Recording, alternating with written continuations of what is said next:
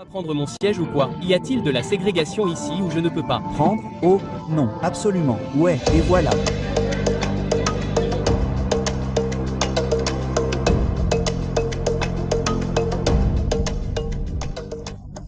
Aujourd'hui, nous sommes à bord du vol extraordinaire du tout nouvel avion d'Afrique reliant Paris à Abidjan, la capitale de la Côte d'Ivoire. Mais ce fut un désastre du début à la fin.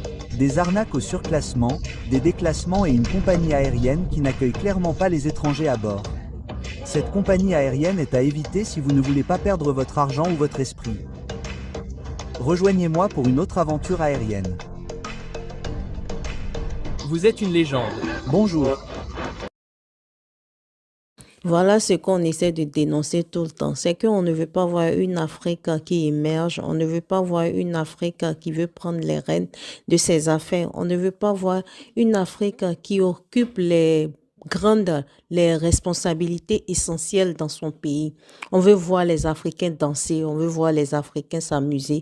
On veut voir une Afrique où les gens se tapent les autres sur leur gueule.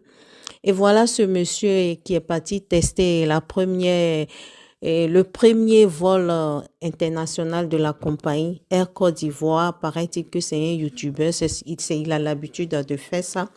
Et sa vidéo, je suis tombée comme ça sur sa vidéo il y a 3 jours et j'ai pas eu la patience de terminer la vidéo parce que ça m'a tout de suite sauté aux yeux la mauvaise foi de ce monsieur.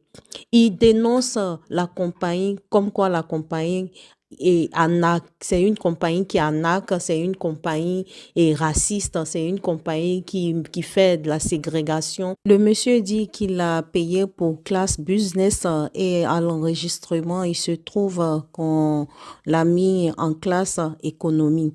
Et on voit dans la vidéo que finalement, il a été satisfait parce qu'il a voyagé finalement en classe business. Il n'a pas il n'a pas effectué son voyage en classe économie. Et je vois pas pourquoi il insiste sur le fait que la compagnie devrait l'appeler.